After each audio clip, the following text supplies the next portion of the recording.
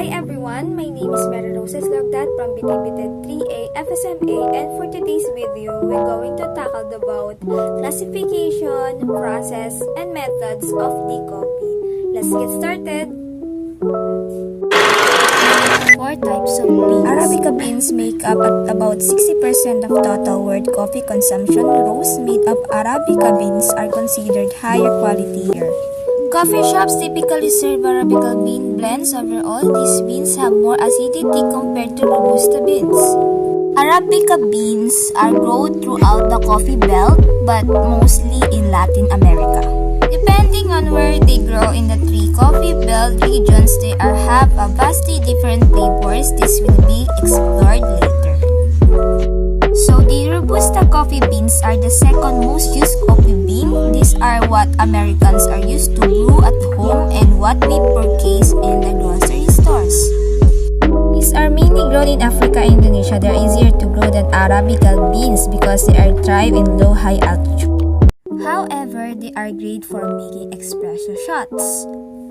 And the Arabica beans only grow in the Philippines. These beans have floral fruity aroma. Excessive coffee bean aren't used widely. They are represent of only 7% of world coffee consumption. And they grow in Southeast Asia and are considered a genus of Arabica beans. However, the flavor is more tart and fruity. So, what are the coffee varietals?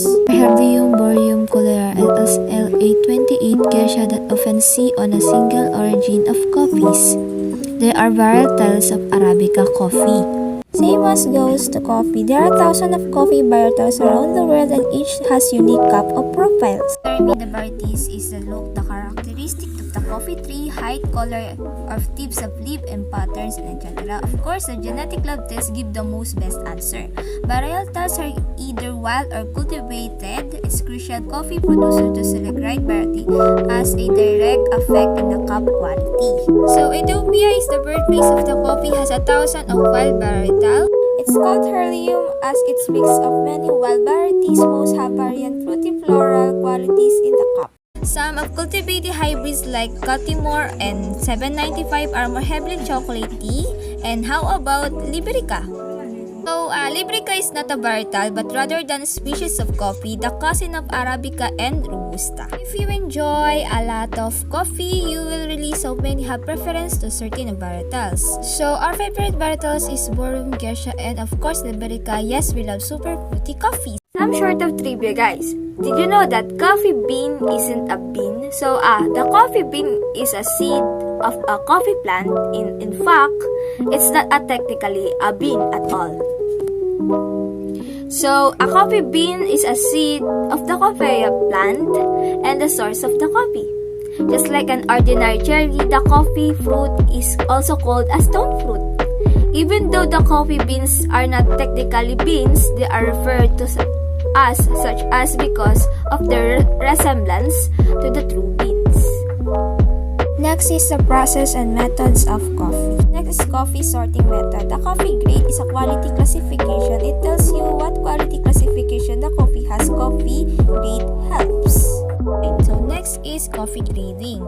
So coffee grading is a quality classification. It tells what quality classification of coffee has. Coffee graded and helps.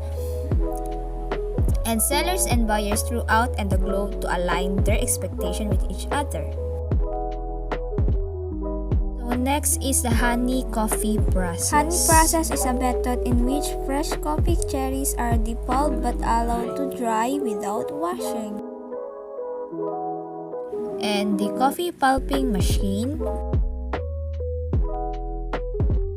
This is how the natural process begins. Next is wash or wet process. In the wet process, the fruit covering the seed beans are removed before they are dried.